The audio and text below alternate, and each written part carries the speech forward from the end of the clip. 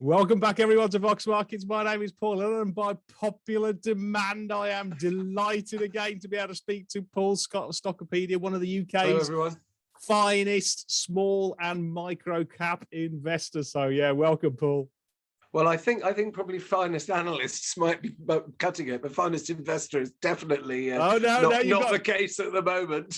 Oh, I think a lot of I disagree with that. You've had a very good career in it. But anyway, coming back sort of big picture wise, given the frankly dreadful performance on AIM over the past 12 months, I think it's falling around about 25%, 30% from hitting a high back in September 2021. I mean, my portfolio has been hammered. How have you fared during this sort of like past year?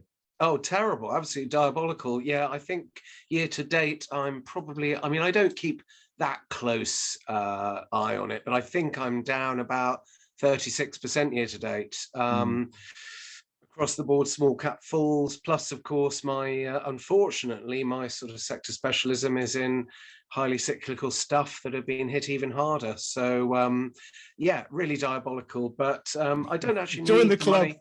Yeah, and the thing is, I mean, yes, it's awful, but I don't actually need any of the money for at least 10 years. So I'm not quite as flustered about it as a lot of other people are. And as we were saying before we started a moment ago, both you and I have been through quite a few nasty bear markets. In my first one was in 2000 to 2003, which just seemed to go on forever.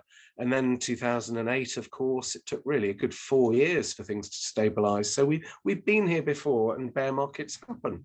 Yeah, and in terms of sort of like that mental stress, if you're relatively new as an investor, I mean, as you rightly point out, I mean, I remember bought my first share in '83, so I've seen the '87 crash, the early '90s recession, yeah, and then the Asian crash of the '90s, and then there's all the .com, and then obviously plenty of stuff. So just in terms of getting that sort of like mental perspective, putting it into context, how best to get through this sort of really tough patch? I mean, just a bit of wise words, I guess. Oh, that's such a broad-ranging question, isn't it? And it different people are going to have a different attitude. I mean, obviously the people who have used stop losses and moved into cash are laughing now, aren't they? So that's clearly been the best strategy. Whatever anyone else, any of us think, that's worked. So hats off to people who took that approach. I think for me, I just focus on the long term. I don't actually include the profit and loss figure on my spreadsheet because it doesn't matter to me, because I'm not going to be selling for a long time anyway. And the current price, I think it's probably a Buffett or similar sort of quote where they say, the market offers you a price every day for your shares, but you don't have to take it. If you don't find that price attractive, you ignore it. Yeah. So I'm just staying rigidly focused on company fundamentals. And if there's nothing wrong with the company, even if its earnings are likely to drop this year, which many are, I'm looking beyond that and saying, well, it's an earnings recession that we've got almost undoubtedly coming, particularly for cyclical companies, but they always recover. The good companies always recover. Yeah. And have you, I know you used to, one of the big learning curves, I remember you talking about it before, was that you didn't want to, you moving out of leverage and derivatives and spread betting and stuff like that. Do you still use that, or have you now sort of like decided long-term investments definitely shouldn't be matched by sort of like margin? Well, it turns out that the substantial amount of money I had in my spread betting account last year, I was just a temporary custodian of it. Oh, okay. Okay, so you don't have a problem now anyway. No. Well, they've got a very good system called tiered margining now, whereby you can't take really particularly oversized positions without stumping up 40% and then 70% margin. So that works really, really well. So basically, if you put up 75% margin, you're not using that much gearing anyway. So the positions are fairly safe. And for other stuff, I've just had to scale positions down. I mean, I did de-gear last summer and last autumn, but nowhere near enough as it transpires. I had no idea that markets were going to crash in the way they did. It's caught me completely by surprise, and I've been sort of chasing my tail on the way downwards. So yeah, in terms of my own personal portfolio, I've made an absolutely monumental mess of things. But that's the way it goes. I see myself more as an enthusiastic commentator. I'm not somebody who's particularly good at managing money. I just enjoy the process and the analysis, and every now and again I make a ton of money, but I don't seem to be able to hang on to it. So that's just me. No. It's better to accept what you like than try and be a guru or a genius or whatever. So yeah, I mean, but I think you're no different to everybody else, because let's be clear about it. The markets have been absolutely terrible. A lot of people have lost a lot of money, particularly new investors. So everybody's going through the same mental anguish, and it's a matter of finding that light at the end of the tunnel. Now, just turn into sort of one of your expertise areas on all things sort of like, consumer. And one of the obviously epicenters of the recent falls has been really sort of like, particularly direct to consumer e-commerce type businesses that have been absolutely blasted compared to really the fundamentals, because the consumer seems to be hanging in a not too bad anyway. And you've even started now seeing the poster child Amazon rolling over in the whole sector. What's your sort of view of the consumer at the moment? Because the actual sort of like evidence at the coal face for good business models is actually, the consumer's not too bad. Yeah, go on. Yeah, I agree completely. I mean, I think the e-commerce sector at the moment is probably my top idea in terms of buying opportunities, because I think they've been not indiscriminately. You obviously have to find the ones that have got decent business models, but the valuations put on these things. Remember when they were on 3, 4, 5 times sales? That's gone out the window. Now a lot of them are on even on single-digit PE ratios. In a fraction of, so a colossal derating of the whole sector that I think has probably gone way too far. And I think if we pick carefully, I've got some fresh money coming in a couple of months' time, which is, I think, very lucky timing, just sort of property sale. And I'm going to bombed out e-commerce shares as some of my top areas that I'm going to put this fresh money to work on. So I think it is, but as always, checking really carefully what the business model is like, because you had a lot of demand pulled forward by the initial pandemic. Then they annualized in 2021, and the performance figures in 2021 were very poor in some cases. So that's why the market completely derated these things, saying, oh, they've gone X growth, combined with a crash in valuations anyway going on, particularly on NASDAQ and anything tech. So these factors have all combined. And I think 2022, round about now, is when you're annualizing against the soft comparatives. So I suspect there's good reason to believe that the next sort of several quarters updates on e-commerce companies could revert to a more long-term growth, which could surprise the market very nicely on the upside. So yeah, e-commerce, very, very good area to look at right now, I think, because they're so cheap. That's an excellent point. In terms of sort of which sort of like business models, what business models you quite like. We'll talk about stocks in later on, but just in terms of the general, I know we've mentioned before we had high digital marketing costs about 6 months ago, which they were obviously challenged with. We've now got obviously a weaker sterling versus the dollar. So if you're local, you're struggling a bit, but if you're international, you're obviously making hay while the sun shines, so to speak. And then you've got your delivery, and obviously you want pricing power. What sort of business models, successful, ongoing, durable, sustainable business models in this D2C e-commerce sector sort of attract you? It's difficult to say, really, to generalize, but I think I do try to look for a high gross margin, because that means they've got some sort of pricing power. So not just generic products, but actually products with a difference. The standout one this week, funnily enough, its results were out, was Sosander, ticker Sierra Oscar Sierra. Now, I think we've spoken about that one before. I don't currently hold, unfortunately. I had to have a big clear out in March when the market plummeted, and I'm itching to buy back on Sosander now. I think just look at the most recent results. The growth is unbelievably high, 142% revenue growth, and it's reached profitability now. So no, shouldn't be any more placings. I think something really big is going on there. They're building a brand, you know, that is heading to be a significant international brand, and the market cap's only about 45 million now. So I really like that one. As I say, I'm not talking my own book there. It's not a stock I hold, but I really you know a lot about it though, didn't you? Because I know you've previously owned it, and that seems to be a good policy.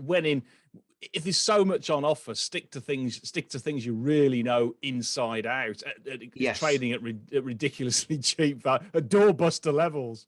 Yeah, I think that's right. And I mean, I've had to be fairly brutal with my own portfolio and go through and said, you know, there were quite a few of them where I was looking at the list thinking, you know what, there might be a profit warning here, you know, because you've also got this issue of all the known problems we know about. You've also got inventories starting to unwind now. A lot of companies last year built up inventories because of supply chain problems.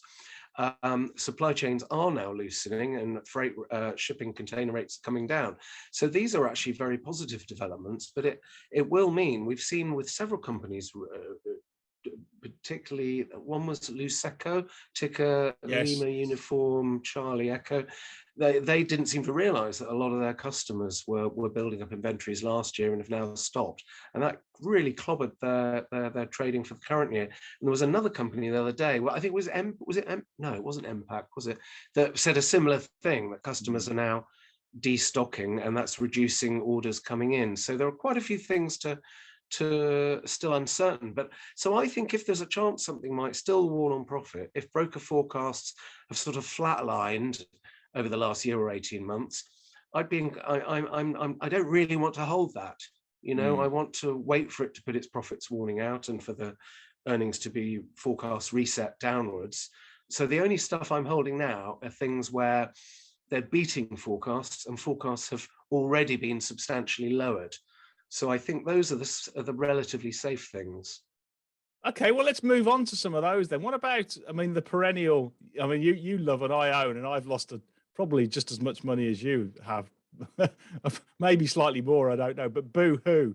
And that one's just obviously, I mean, I bought it just about 18 months ago at sort of like, I don't know, £2.70. And I think it's trading at less than 60p at the moment. So it's been a total bloodbath for me. But anyway, I got, that's no problem. I got that one well wrong. But do you want to take us through what your view on Boohoo is at the moment?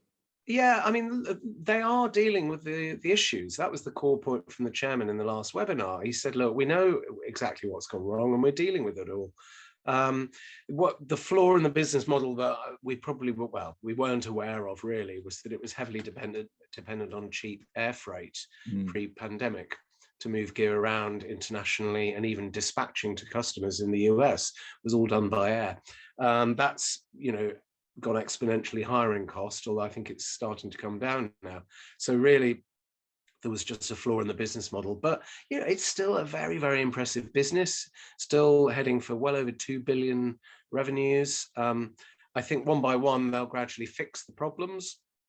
So I'm sticking with it. I think long term, it's a good company on fundamentals. Yeah, I think there'll be some quite a good sort of potential positive catalyst, because they've got the US warehouse being set up, which is coming in mid next year, which will should significantly reduce the delivery times from the UK to the US, which has really crippled their US business, where they are getting a lot of demand. But frankly, if it's supposed to be fast fashion and you're delivering it in 10 days, then not many people are going to sort of wait that long. No, exactly. And that's the flaw with the Chinese competitor Shein. Yes, they're incredibly cheap, but it's very slow, delivery is very slow. Oh, another very current point on Boohoo. They announced yesterday they're starting to charge an admin fee of £1.99 for customer returns. Now, that is a very interesting point and could be another positive catalyst, because Zara, I think, started this. And talking to other e-commerce fashion businesses, I always ask them this question: if and when are you going to charge for online returns? And they mostly say the same thing: we think it's inevitable for the whole sector, because particularly at the lower end. Quiz told me this: at the lower end, if your average selling price is only about 40 or 45 quid, you can't afford 2 lots of postage and packing and handling costs of it going out and coming back in again. At some point, you have to deter customers from returning things, and that could really improve these business models, depending on how customers react. I think if it's across the board and all the e-commerce fashion companies do it, the customers won't react, will they? But interesting, I talked to another e-commerce business called Seraphine, ticker BUMP. Now they do maternity wear.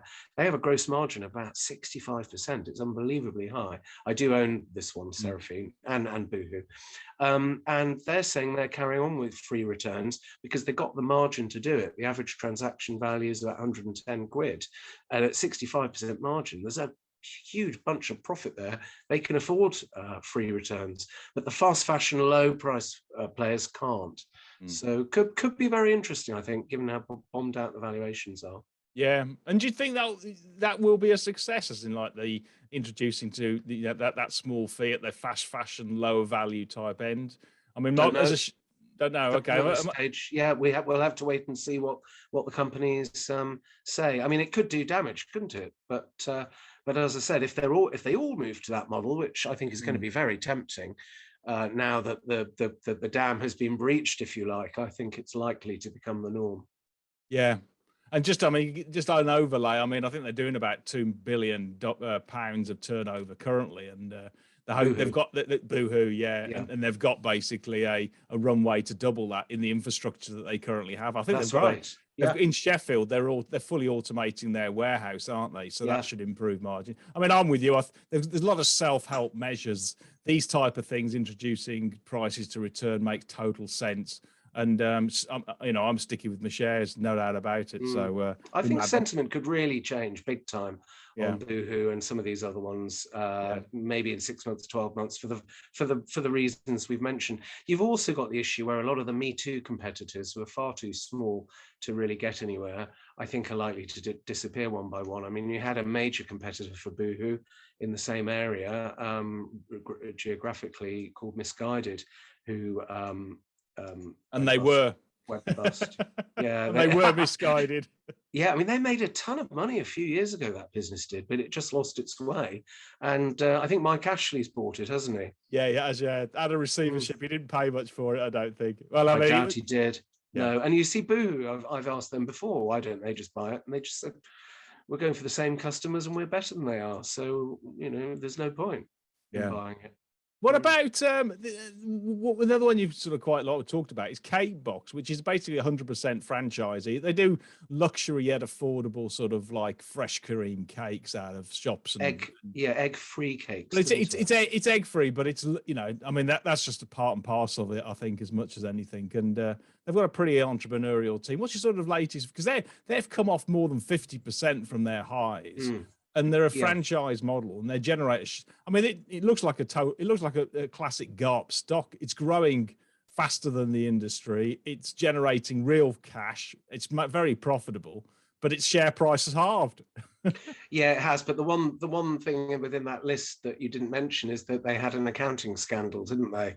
And the auditors resigned, leaving behind a very, very unpleasant, highly critical letter to shareholders, which is extremely unusual.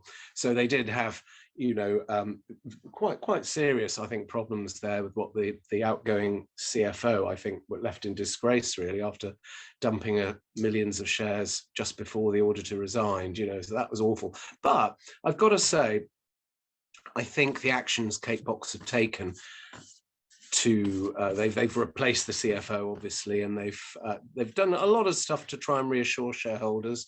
And I must admit, so I've been gradually sort of feeling less punitive towards it, if you like. And the most recent results were fantastic. Mm. And they were audited as well by the new auditor. So I think that gives a certain, who will have been all over it, won't they? You know, from my donkey's years ago audit background, you know, I know a new client, they really dig into the numbers very, very carefully, because they don't want to, particularly a client that's had a wobbly history like CBOX. So I'm warming to CBOX now, I've got to say. You know, the bottom line is it's got a franchise model that works, and they've got franchisees queuing up to buy the franchises. So yeah, I am warming towards it. Yeah, how about you? Well, I mean, I love the sector you look after to a certain extent, and the companies as you comment on, because CBOX, if you want to kick the tires on the product, then just try it, because we did for about 12 months ago, and it was absolutely fab. And my daughter has asked for a cake to have hers, you know, sort of like celebrate. But she's got a celebration in about a month's time as well. So that's one of the advantages of going consumer related, is you can convince yourself you're doing a bit of positive due diligence, but it's frankly great. That's why I like the hospitality sector. Yeah, no, exactly. Yeah. Now another one we've had a management change actually is Appreciate. It used to be the old sort of like Christmas hamper savings schemes, but it's also got other online shops, D2C, and again, its shares have been absolutely hammered. But the performance actually of the business has been pretty resilient, other than obviously the CEO Ian Doherty has just left this morning, which was a bit odd. That was announced this morning, wasn't it? I think I mean, he didn't impress, I have to say. The webinars were very wooden and robotic, but the trouble is, the big question, and I was pondering in this morning's Stockopedia report actually about this company, was does it matter that the CEO is rubbish at presenting? You know, you get a lot of brilliant presenters, don't you, who inspire you and excite you on their webinars, but behind the scenes, they're absolutely useless at running a business. So I don't know. I mean, I don't know how to balance that. What's your view, Paul? Well, I would pitch it just as an analogy that everybody knows. You know, love him or hate him, but everybody remembers Boris Johnson. But frankly, the wheels fell off, and he was. You know, he basically, he was sampling more of your pubs and leisure centres than I think anybody in the country, him and his team in the Browning Street. So I'm with you in terms of, it comes down to capability, talent. It obviously always helps to have somebody who's really good at presenting and can endear sort of charisma and confidence within shareholders and also customers and all that kind of stuff. But frankly, if you don't actually deliver, it's a competitive market out there, and your customers are going to walk away. Yes, they may try it for the first time, but you get your marketing mix wrong, your product mix wrong, or whatever it is like that, you're going to be quickly found out. And as long as Ian, I mean, it looks like the business is doing fine, and if they have just, you know, so he's just passed out, he's decided to leave because of his presentation. I feel sorry for him, but hey ho. Yeah, I had a look at the last webinar. The slides were very comprehensive from Appreciate, and I can see, I can actually see why bulls are quite keen on this stock. You know, they've stabilized the business completely. The B2B stuff now is coming back. I recently, every couple of years actually, I take part in an ONS survey, and they reward you with a £10 Love to Shop voucher. But this year it was from a different company, and I asked the agent about this, and he said, oh no, we've moved to a competitor. So it's, you know, it is a fairly low margin activity, that B2C stuff, B2B stuff. But they were saying, Appreciate was saying that there are a lot of companies want to reward and lock in staff. So giving them a voucher that helps them with the cost of living, you know, is a nice touch. Yeah. And I think someone else made the point that because it sits on over 100 million in trust funds, cash belonging to customers for Christmas savings, the side of the business, they're going to now start earning some interest on the cash deposits. You can get about 2%, I think, now, can't you, on cash deposits? Although it'd be interesting to hear the company say what I don't know if there are different rules for funds that are in trust about what level of interest you can earn on it. So that would be could be quite material, though, couldn't it? Yeah, it could be. Yeah, well, it's only on an 8 times PE, and I know ultra smart investor Christopher Mills of Harwood owns it as well. So he's great, isn't he? Yeah, he is. I loved your webinar with him. He always seems to find an angle on things that are interesting. He's dead smart. Anyway, so another one you can kick the tires on and go down and sample the goods. Revolution Bars, which is obviously something you've liked and you've stuck with. And I think it's Rob and Susan, isn't it? I think it is who are there. The CFO and the CEO. Is it Rob Pitch? Yeah, I can't remember the CEO. It's a lady. Oh, CFO, sorry, it's Danielle. It's Danielle Davis, isn't it? Yeah, sorry. Yeah, they're brilliant. They are such good sector operators, brilliantly well managed. The interim results, it's a junior end, so interim results were really, really good. I think the current broker forecasts are far too low. I think they're trading well. I think the last update said that.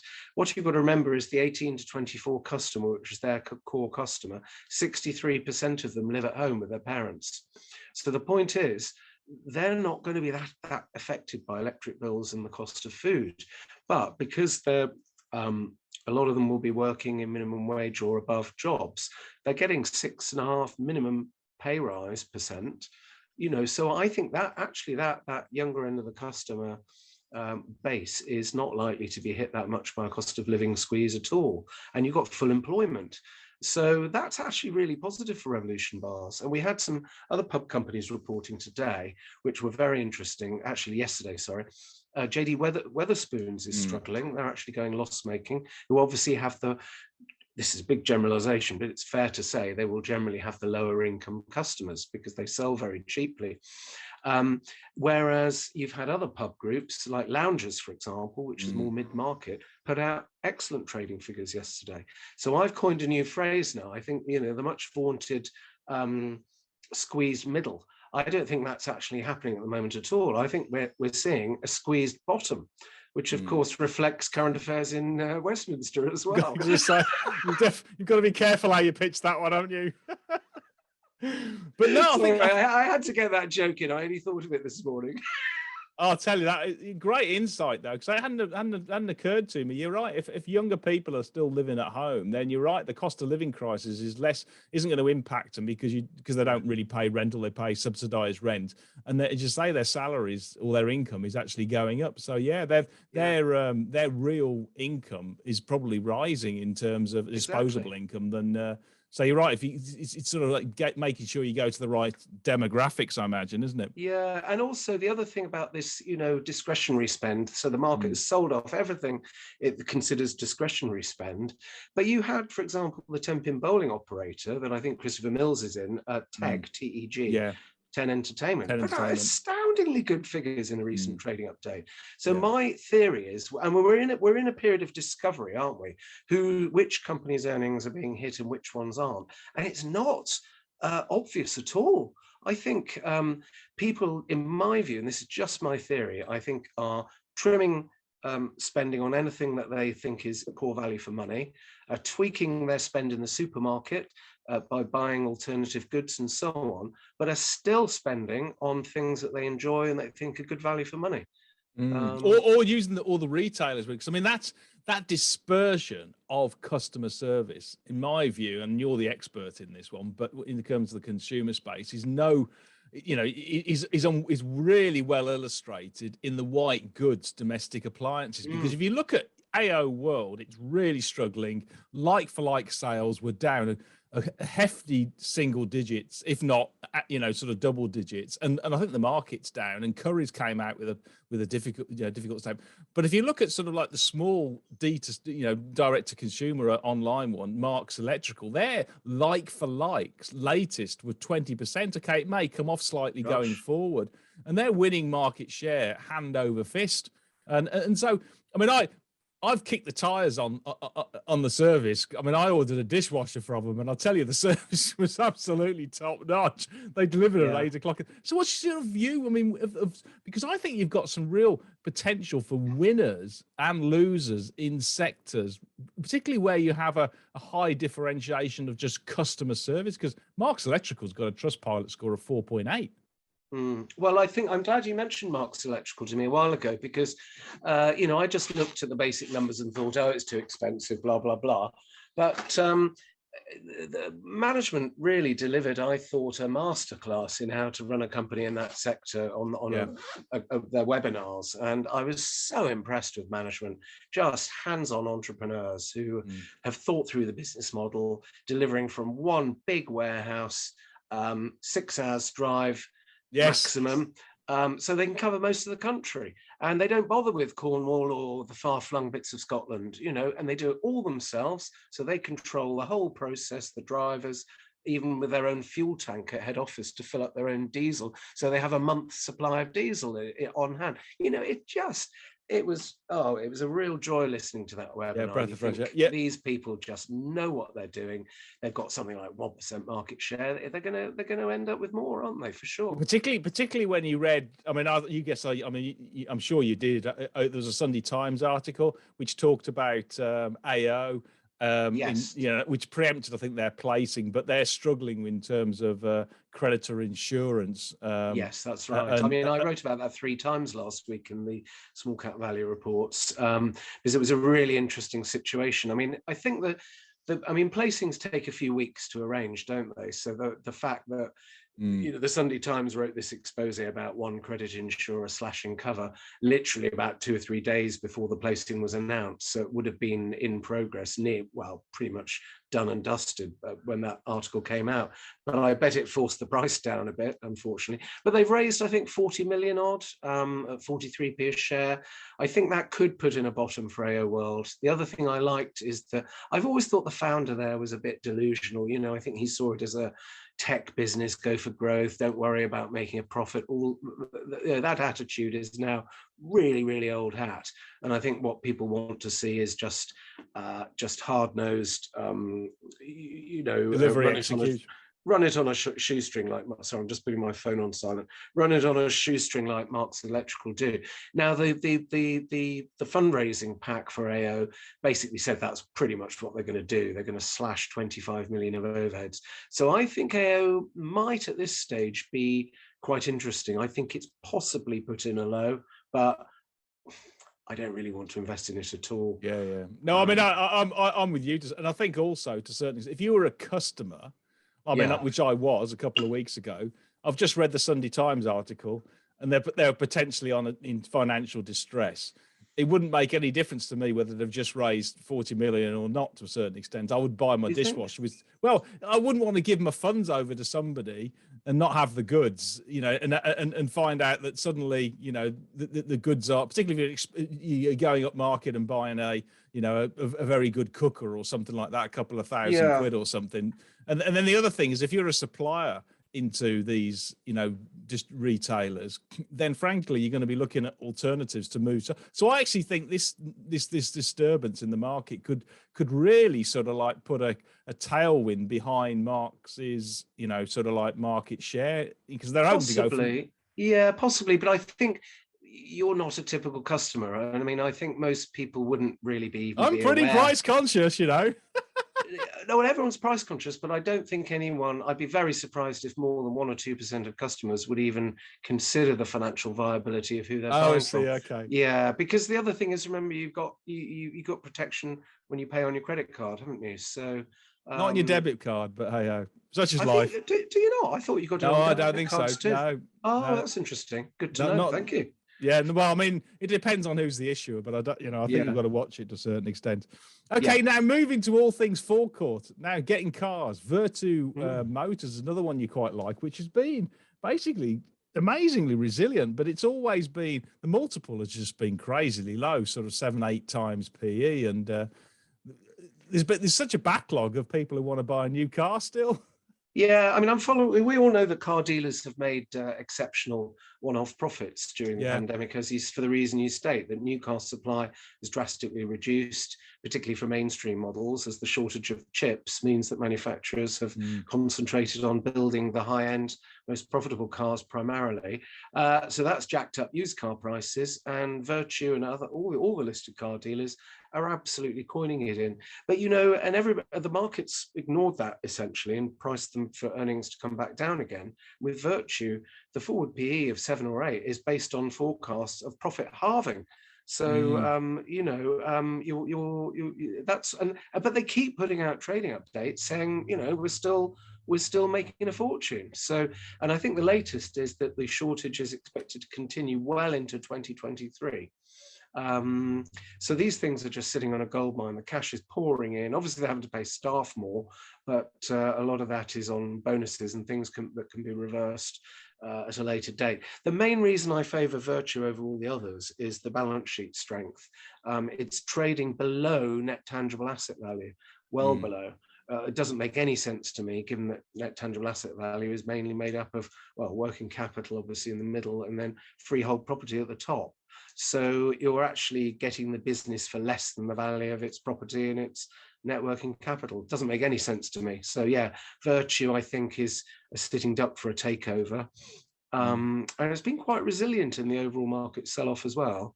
So yeah, love it. It's just a classic value share where you've got more than 100% net tangible asset backing, and you've got a low PE, and the dividends are nothing to write home about, but it's got enormous dividend paying capacity if it wants to distribute money. It's doing buybacks as well. Yeah, I think the whole sector's great, actually. And just on a broad investment point on that one, is that an important attribute in a downturn? If we do go into a sort of like a severe recession, which frankly I don't think we will, but if we did, then having a really strong balance sheet is going to differentiate those shares you can hold through those type of things. Is that an important attribute that you'd point investors to? 100%. I mean, I've always been very, very balance sheet focused. And it's a sort of analysis I put out every day in my reports that you don't really get anywhere else, because and it's becoming more and more relevant now, because I mean, we saw this morning with McBride, for example, put out an inline update, but it's quite obvious from reading through the statement and the fact they use the word stakeholders, that whenever you see stakeholders, just run for the hills, because it means that equity is now less important than debt. Well, I think they use the word stakeholders. It's out of the vampire devil striker Dracula type scheme that it drives it straight through your heart, that stake or the I mean, it means there's almost certainly a placing coming, doesn't it? And at a discount probably. So why would anyone want to hold the shares now? Institutions are stuck in these things. If you've got 7 or 8% of a share like McBride, you can't go anywhere. Whereas us smaller guys, we're nimble. We don't have to hold that thing. Most of us can just press a button and we're out. And if there's any inkling of a fundraising coming, I think that makes a lot of sense. They might get the funding raising away fine, in which case you can buy back, can't you? But it's brutal at the moment. It's brutal at the moment. And banks, the other thing people are forgetting is a lot of investors have only ever invested in a zero interest rate environment. And in zero interest rate environment, over-geared companies with a ton of bank debt, the banks just roll it over because the interest charges are so low and they can milk it for fees. Who was it they charged £1 million to today for? Weatherspoons had to pay it. No, sorry. No, it wasn't Weatherspoons. It was. No, you're right. You're exactly right. The big picture. No. In terms of the big picture wise. Oh, they waive, waiving governments. They charge you for it. But now the interest rates are going up, and it looks like we're lagging behind the US. The banks are going to be a lot more nervous and a lot more willing to force companies to take action rather than just rolling the debt over and companies saying, oh, we'll do a placing next year or the year after, it'll be fine, which banks might have put up with during COVID because the interest bill was so small. As long as companies pay the interest bill, the bank's happy. It just rolls it over. With higher interest rates, that won't happen. And I remember the 1990 recession when I worked for Price Waterhouse as a junior in the insolvency division, because the audit work dried up. And I saw a lot of these insolvencies for highly geared companies. When bank base rates were 10, 12%, the bank just pulled the plug and said, sell the assets because they couldn't tolerate that compounding of the debt due to high interest charges. And we're nowhere near that level now, I accept that, but the risk has greatly increased. So I think, everybody, I would suggest take a really close look at anything you're holding that's likely to need to raise money, and consider whether it's wise to still be holding it. Yeah, I mean, it happened, didn't it, to Studio Retail, which was over £100 million market cap only a month ago, and I think there's another one which went bust as well and pop. So yeah, if you've got weak balance sheets and you're trying to raise money, then don't assume your bank is going to be that willing to roll debt over. So no, and also if you've got controlling or near controlling major shareholders, they can stitch up the small shareholders, which is exactly what happened at Studio Retail. Yeah. So just on that, a couple of things, I suppose, but on the insolvency side, your expertise there, if we are going to go into a recession, I know you've had your eye on Begbies Traynor, which is run by Traynor, isn't it? Yes. Because obviously about 75% of that business is insolvency. Yeah, that's been very good. Again, I don't currently hold it, but we've been enthusiastically reporting on it in the small cap value reports because it's counter-cyclical, and the ending of the rent moratorium in particular means there's going to be a tidal wave of smaller insolvencies for particularly bars and restaurants and so on that have just clung on throughout COVID, but can't possibly, but because paying rents became optional. So there are many huge numbers of small businesses that have just carried on operating in a zombie state, which, where the landlords now want their properties back. And actually Revolution Bar's CEO said that in a recent industry webinar. He said, look, we are looking at new sites, but we think by the autumn we'll be deluged with offers for great quality sites. So yeah, Begbies as an insolvency practitioner is now looking at, I would say, probably several years of bumper work levels, and it's high margin business insolvency work. So yeah, I love Begbies. Price may be up with events now. I don't think I'd chase it any higher than around the 140, 150 level, but it's a pretty safe place to have your money right now, I would say. Yeah, another one in that sector which is equally putting out some really positive sort of noises is Manolete, which does insolvency sort of like litigation services, and it's the other bit that with whole that insolvency is that not only it could be tougher economic conditions, but also say during the pandemic with the government measures now being lifted, you've got that huge backlog that it's a bit like sort of like elective procedures in hospitals, which is just a huge wave which is coming through and hitting the insolvency practitioners now, and will hit them. Well, it's already hitting them now. So yeah, I mean, the level of sort of like director malfeasance that's happened with the bounce back loans and stuff. I mean, this is going to be a total can of worms that the Inland Revenue HMRC is just going to be looking to sort of like seek these guys down and prosecute them or get the house, because so there's just going to be a huge amount of work for that whole sector. It is. And I think, as we mentioned once before, maybe it was by email, I can't remember. I mean, Rick Traynor is an owner manager at Begbies Traynor, with a very large personal stake. At some point, he's obviously going to want to retire. That's natural and normal. I've not heard any inkling that that's on the cards. But I think what he's not being given credit for is the fact that he's made a whole series of very effective, very shrewd acquisitions that have been structured really cleverly with earn-outs, so that the businesses, the sort of rainmakers within those people businesses are motivated to produce great results. And really, I think it should be valued more like a sort of buy and build type of thing. And there's no premium in the price whatsoever for the transformative acquisitions he's made, and without issuing that much in new equity, because that's the key thing, isn't it? You can look at a lot of these acquisition vehicles and you think, well, they're issuing new shares like confetti. So even though profits are going up, I mean, the company called REAT falls into that category for me. Yes, they're making some nice acquisitions of cleaning businesses, but they're issuing these placings at such a deep discount that you get very little benefit through to earnings per share. Whereas if you look at the earnings per share graph with Begbies, it's absolutely shooting up. So he's really creating value there, I think. So I like Begbies a lot. I don't hold currently, but it's a pity, really. I probably should have some. Another one which is like ultra value that I think is a classic old sort of a Buffett type stock, sort of like your cigar butt type, is REAT, which was the old Johnson Papers. Now it has like nearly 70 million of cash on its balance sheet. REAT, it's not Johnson Press. You're thinking of N World. That was Johnson Press. REAT is the Mirror Group, isn't it? Oh, sorry. Yeah, it's the okay. Sorry, the wrong one. The Mirror Group. Yeah, REAT. Yeah, sorry. Daily Express and the Daily Record and yes, the they picked up a few other things, haven't they? Yeah, but National World is the one that's. Oh, is it Johnson okay? Press, Sorry, apologies. That it's like a 3 times PE multiple with a shed load of cash on the balance sheet. Yeah, obviously you've got your massive pension scheme problem, but no, Reach looks very interesting. I think it was 97p today, and during the boom last year, it peaked at about £4. This story was doing the rounds about how it's an exciting digital company now and all the rest of it, and people got excited about it. So I'm really surprised to see it's dropped as far as it has. So yeah, I think Reach is worth a closer look. I don't hold it personally, but it's on my list of possible buys. Yeah. And the pension scheme, with rising interest rates and inflation, should almost like solve itself, I think, to a certain extent. I don't know. I mean, it's all very complicated, isn't it? Pension scheme accounting.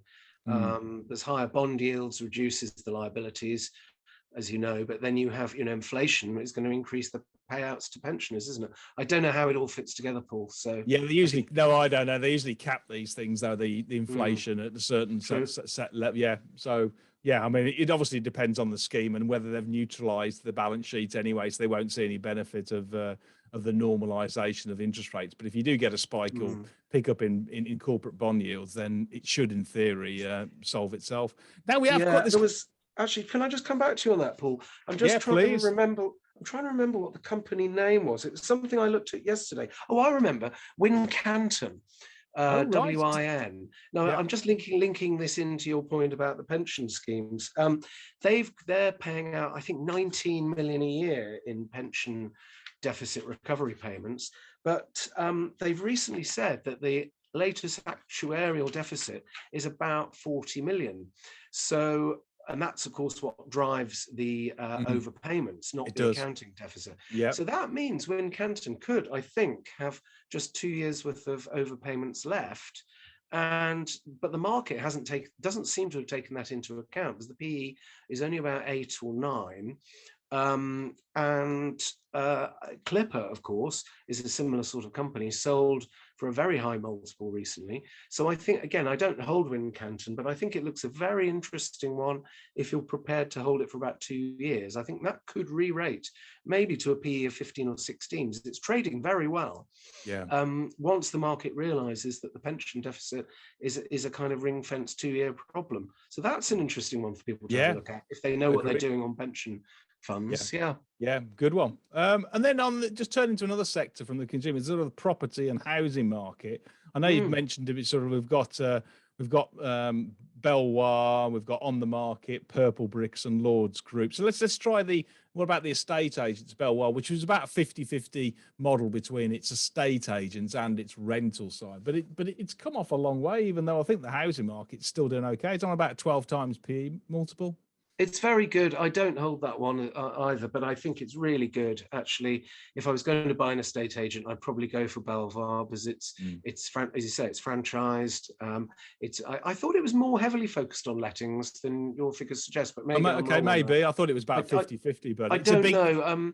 But you see, rents are going up strongly at the moment, and you've got more demand than supply for rental properties. So I just think Belvoir's bulletproof, really, and it's demonstrated throughout COVID as well that its earnings barely moved. I think they carried on rising.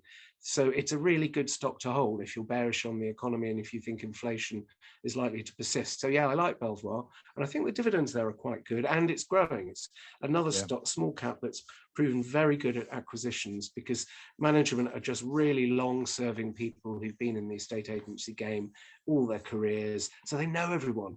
They know which businesses are worth acquiring and so on. I think it's really, really impressive, Belvoir. Yeah. Another one on the market that Christopher Mills likes. He owns it. And what's your view on the market? So, because I mean, again, it's sort of baby in the bathwater stuff. It seems to be. It's been sold off. I think it's great. I mean, I heard Christopher's comments on it, and on the market, it's a challenger portal. It's third or fourth, I think, compared with Rightmove and Zoopla and so on. But its market cap is a tiny fraction of those. And it's profitable. It's got cash in the bank. I think the new CEO, Jason Stark, Tebb. Is it? Jason Tebb. Yeah, Tebb. Jason Tebb. Sorry. I think he's really good, actually. I think he's got lots of new ideas for including better features and tech things. It's not, isn't it? It's not an expensive market cap at all. And, if they keep making inroads into that sector and gaining market share and so on, you could see a transformational increase in the market cap at some point. And I think the downside risk is very modest, because I think people still perceive it as a sort of upstart cash burner, but it isn't. It's profitable, and they're spending something like 10 million a year in marketing, and they're still making a profit after that spend, and they're dirt cheap. The monthly listing fees are a tiny fraction of Rightmove's, so it's a small add-on for estate agents to have. And of course, the estate agents, a lot of them own shares in it. They're locked into 5-year contracts in return from being given some free shares, but there are lock-ins on those shares. So it's part owned by estate agents. I think it's really intriguing. Yeah, so I do hold some of those. I'm not going to sell those. I think something interesting could happen there, but sitting duck for a takeover bid from private equity as well. Yeah, no, I would agree. Roll up or whatever. Now, just moving on to the estate agency theme, a controversial stock is Purplebricks. Now, before we just go discuss on that one, if you meant you sort of like hinted that you may be selling a property, coming into some money on a property sale. Who are you using? Are you using on the market, or you wouldn't you one of their guys, or who are you using? Purplebricks, or I was very traditional on it. I just called the two local estate agents that I've known for 40 odd years, and just said to them, I'm not going to pay over 1%, so don't bother trying to negotiate any more than that. And they, much to my surprise, they both said, oh yeah, 1%'s fine. So I think I should have negotiated harder. Well, they know they can shift it, so it must be a nice little property you've got there. Well, I don't know, we'll see. So yeah, anyway, Purplebricks then. I mean, it's a controversial stock, but they've had an activist investor this last week. I saw that. They're trying to shake it up. Yeah, they've only come up with about 5% though, and you can't really do much with that other than call an EGM and so on. And the company sounded a bit miffed about it and said, well, they could have engaged with us privately rather than going public. So I don't know on that. I mean, obviously it's got a large cash pile relative to the market cap. I do hold a few Purplebricks just as a punt, because, you know, they've spent hundreds of millions on marketing, advertising over the years. So the brand is incredibly well known. Last man standing to a certain extent out of a lot of the online only, but it's got multitudes of problems. There have been so many things gone wrong at Purplebricks, but I think that's in the price. So that one's just purely a punt for me. I don't have any strong conviction on it. Yeah. I mean, the share price is 15p, and they've got 14p per share of cash. So you're getting the brand for free. Yeah, I like those sort of situations. Yeah, it's a special situation. I think we accept it's got lots of problems, but when you're paying net cash, it's not bad, is it? No, and I think eventually one of the shareholders, whether it's Axel Springer, the biggest one, 20%, they're going to do something in terms of getting this one sorted, because it's just. I would have thought so. And there was, what was it, Winkworth, I think, a very small franchised estate agent put out a good update yesterday, which was surprisingly strong. And I think, again, estate agents, I think generally the sector is worth people having a look at, because when the market goes bearish, the stock market, I think it oversells these things, forgets that they've got reliable revenue streams coming through from lettings, forgets that they've got variable costs, you know, marketing and staff often paid on performance targets and bonuses can be scaled down, headcount can be reduced, and so on. So I actually, same with the house builders. I think a lot of those are looking really, really good. One, I know I'm going off piece here, Paul. One I looked at this week that I think looks tremendous value. I don't hold it myself. Is it MH Gleeson? Oh yeah, MJ Gleeson. Yeah, MJ absolutely. Gleeson. That's incredible. The balance sheet. I just looked at the figures and went, wow. They're all. It owns all its inventories. You know, it's got cash, and basically it could write a check and pay off all its creditors in one go. All of them, short term and long term. So yeah, most of the house builders have got they're just swimming in cash because they're in great shape. Bulletproof balance sheets. Yeah, and I mean, I think you and I will all remember sort of 2008 and the last recession before that. The house builders were on the brink of going bust because they had a load of gearing. This time around, it's completely different. They've got bulletproof balance sheets. So now Gleeson, the thing I particularly like about it is it's got an 8-year pipeline of inventories and land, because they often now buy land conditionally, don't they, subject to planning permission, which means they don't have to shell out the money up front so much. And it's so a lot of that inventory will have gone up in value. So you've got build out value profits sort of hidden, if you like. So I reckon it's actually trading below net tangible asset value if you were to, revalue everything. And the average selling price of their properties, guess how much? I'll see. But it's affordable. It's affordable property in the northeast, isn't it? So yes. I'm guessing the average property in the country is about, I don't know, 230, 240. So I'm just guessing about the average, depending on how big these properties are, probably about that sort of level, 200,000 or something. Well, a good guess, but it's actually 167,000. Oh, okay, right. Yeah, it's really affordable. Really affordable. And Gleeson said in its commentary this week, a couple, both earning national living wage, can afford to buy our properties, which is a pretty, you don't have to worry about a recession particularly, do you? No. I might myself decamp up in the north to get some value for money. Well, I might end up there too at this rate. Yeah, no, I think the house build sector looks. Another one in that sort of the whole area is Lords Group Trading, which has got again entrepreneurial sort of like leadership and management, and the whole area of builders merchants has done well. Travis Perkins growing at sort of like for like 10%. Lords Group Trading, they're a bit like Marks Electrical in terms of they're growing at 20% like for like, and they've got, they've got this buy and build strategy, and they're basically 80% of them is repair and maintenance. So it's got that sort of like, that. I know you mentioned it. What's the sort of like, why do you like that one? Because it does seem to be a pretty good, almost like a best in class building merchant that is just going to carry another GARP stock, really. Yeah, I'm not gonna blag it on that particular one. I can't remember much about it actually, Paul. So sorry I didn't prepare fully for this. But, okay, that's no problem. It's about a 10 times PE if people are interested. No, I remember I did like it, and the webinar was very impressive, and they answered the questions.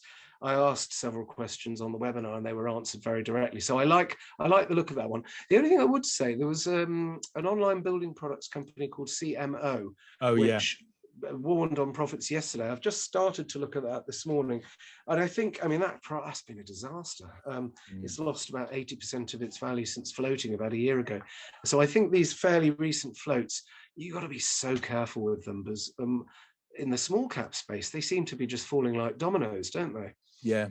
Well, I think Lords was a fairly recent float, wasn't it? Yeah, the thing is a different model, and I think you just need to be aware that most of their model is actually selling to traders. Basically people who actually build. People who do the actual delivery, the site managers and stuff like that. And why that is good is because essentially, if you just think about the process, is if you want, I don't know, you're doing a loft conversion or something like that, then frankly, you know what you want in terms of the top level, but you don't know how to build it, what internals you need and this sort of stuff. And you rely on the expertise of the tradesman to be able to do it. And if you try, and the CMO model is basically to sell direct to the consumer. And frankly, you can sell a tap to be able to do it. And it's a bit of DIY. But when it comes to anything sort of like, material, heavy duty, etc., you need an expert. And that's why, well over 80% of that business is all to do with tradesmen who've got that connection with the customer, and then they sell through, and it comes down to customer service. So that's where you've got to be careful that actually a D2C model is fine for easy easy parts that you can put in your house yourself. But when it comes to anything of note, then forget it. Okay. Anyway, on industrial services, I know you've had your eye on Volex, which is a sort of like it sort of moved up from a basic over the last 10, 15 years from a basic cabling type business to really sort of quite a sophisticated outfit that does the sort of advanced cabling to sort of do MRI scanners and the healthcare and all that kind of, and the data centers. And the shares have come off a lot, actually. And I know you're in good company, because I know Judith McKenzie at Downing likes this one. Yeah, it's been a fantastic turnaround under Nat Rothschild, who bought. I think he holds about a quarter of the business personally. He's never sold any shares. I think he's been in there off the top of my head about either between 4 and 6 years. I can't remember exactly. Yeah, that's right. Yeah. And he's absolutely, implemented a brilliant turnaround strategy. Just the basics, cutting out low margin business, rationalizing supply chains, and he's made a series of superb acquisitions. He pays about 7 times EBITDA, something like that, and buys stuff that's complementary in terms of, you know, being in a particular electricals niche. He likes to buy low cost manufacturers. He made a very good acquisition in Turkey and so on, which is benefiting from European manufacturers wanting to near source their components rather than relying on the Far East. So it's got a lot going for it. Very, very cheap. Recent results are very good. PER, I think, is about 13. Their earnings are rising. They had an unusual tax credit last year, which caused a blip in the reported numbers, but if you smooth that out, it's on a good growth trajectory. But the only slight reservation I've got with Volex is I'm wondering, circling back to that point we made earlier about higher inventories, I'm wondering if maybe some of Volex's customers might have stockpiled. And the company has not indicated that they believe that's the case. But in terms of risk, I think that's probably in the back of my mind as possibly something that might become an issue. But I think the price is so good. The other thing is he is taking on more debt at the moment, which I'm not generally keen on companies increasing debt at this stage of the economic cycle. But they've got so many good product tailwinds. For example, cables for electric vehicles, I think doubled last year to $100 million, and they're the market. They seem to be the market leader. Volex does. I didn't realise that. Yeah. Yeah. Data centers also have a 2-year replacement cycle, and Volex has developed sort of faster, you know, cables that can transmit faster. So that's feeding through. The medical devices sector they do well in, and you tend to be specified as the supplier for a particular product, which is then made for years, and they don't shop around for lower cost producers. They just want, you know, the best producer who's gonna, and Volex has also been maintained continuity of supply for its customers throughout this supply chain problem. So it's got a lot of things going for it. So I still very much like Volex, and it has bounced about 30% in the last few weeks actually. So with some of these things, you know, if people were able to time their buy you know, at the right point, you can get some quite rapid rebounds in these things. Well, you're the expert on that one, that's for sure, sort of timing. Well, I don't know. I wouldn't say I am, Paul. I think my market timing's been terrible in the last year. Okay, yeah. Well, anyway, now just moving on to the last one, Sthree, which is a technology sort of IT software and life sciences recruiter staffing firm, international. Oh yes, STEM, STEM, yeah. And frankly, it's knocking the ball out the park at the moment. It is, but its peer groups are. Michael Page came out with a very strong UK performance, like for like NFI up 20%. You had Hayes up again 20%, and they see, you know, basically still very very strong labour market. In fact, you've still got very one strong out in the States as well. 3.6% is the unemployment rate, less than 4%. Yeah, exactly. In the UK. So this one again, it seems to a bit like the sort of the housing sector, right? It's all been sold off very, very hard on effectively worries that something may happen going forward. But the labour market is still really strong. And do you want to take us through this one? Because it seems like it's a good place, very cheap. I think the whole staffing sector is a good place to look for value investors at the moment. The companies you mentioned, I think probably my two favourite in the small to mid-cap area are Sthree, STEM, that you mentioned, and also Robert Walters, RWA. Now, these companies they're really good quality, sort of niche specialists. They're reasonable size, so they're fairly liquid. You know, nearer 500 million than the micro-cap level market caps. And they're, like you say, they just keep putting out positive trading updates, beating expectations, and yet they've been derated massively down to high single-digit PE ratios. So I think if you think there's going to be the mother of all recessions, then obviously you wouldn't look at staffing companies, would you? But personally, I don't think a severe recession is likely. I think the solution to higher inflation is arguably already happening. That you're getting consumers are switching from buying stuff to buying experiences, which is reducing demand for physical goods. Shipping containers are beginning to unlock and coming down in price. Supply chains generally, most of the companies I look at now are saying that they're beginning to ease, only beginning. And commodity prices generally now are well past their peak, which is what caused the initial surge in inflation anyway. So I think if we look forward 6 to 12 months, and a lot of analysts are starting to come out and say this actually. I think there was something from Jefferies today saying they think we're very close to or might have even reached peak inflation. So I think if that theory plays out, I think you could see a lot of these really bombed out cyclical sectors rapidly recover. And certainly I think staffing companies are a really, really interesting place to look at for buying. Again, I'd want strong balance sheets, which you've got with STEM and with Robert Walters. I think they're both net cash from memory.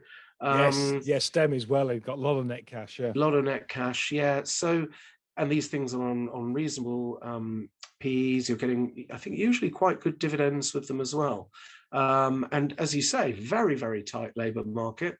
Okay, it might get less tight, but you've got, you know, wages going up 6-7% per annum, and a lot of these companies are very international as well.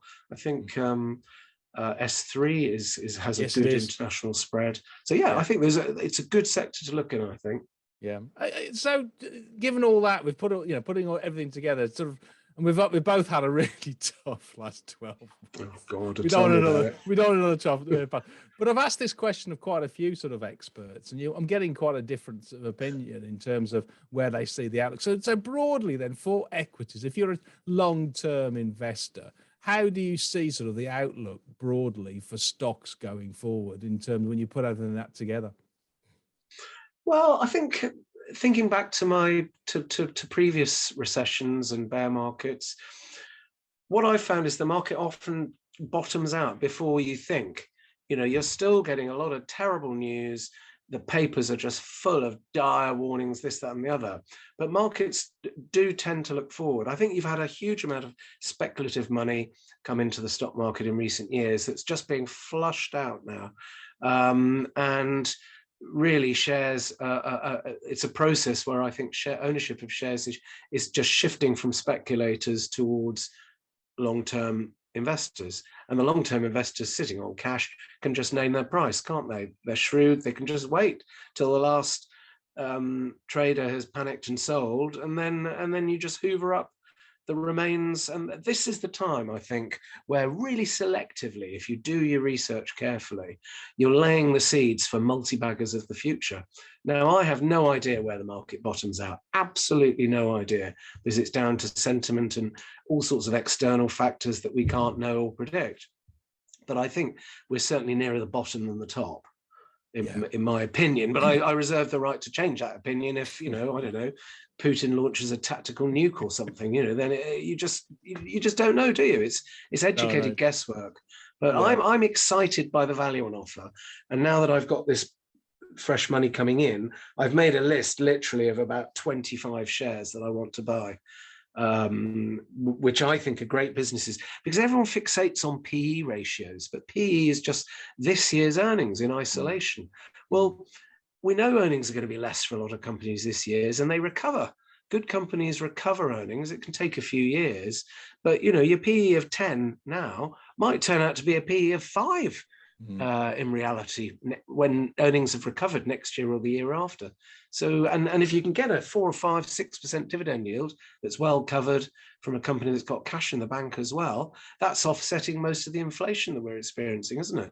So I think it's quite exciting. So come on, Paul, do the big reveal. What's your current view? No, I'm optimistic as well, and I think it's a good sort of like place to end, because Christopher Mills, who's sitting on a lot of money and a lot of cash because he had a couple of exits from last year, he has the same view that actually, given we've had a big reset and a reduction in valuations, then if you choose selectively and take your time, then you'll pick up some real good bargains. So I think Warren Buffett is the same sort of thing. You get more excited as valuations and prices fall, because you know, going forward, you look at through the sort of the mirror, you know, the sort of the mist, and look at sustainable cross cycle sort of profit returns, average them out, and then actually they become very, very cheap for certain areas. So I've got equal sort of positivity and excitement as you. So let's hope we're right. Yeah. Well, let's end on that one. And thanks very much, Paul, for the brilliant insights as always. And if anybody wants to sort of like sort of like puts, well, not, but get research and stuff from Stockopedia and stuff like that? Who's the best person to contact? Send you a text, or to go on the website, or? Just stockopedia.com has got all the details. It is a subscription site, but costs have to be covered, and we've got a very nice, friendly community there. Mostly, we had an off day on Wednesday, I think, where a couple of the readers started hurling things at each other. But you work along on our side with another expert, don't you, Graham Neary? So Graham's great. So he and I write the small cap report every morning, reviewing the trading updates and results statements, and we've got a big focus on balance sheets at the moment.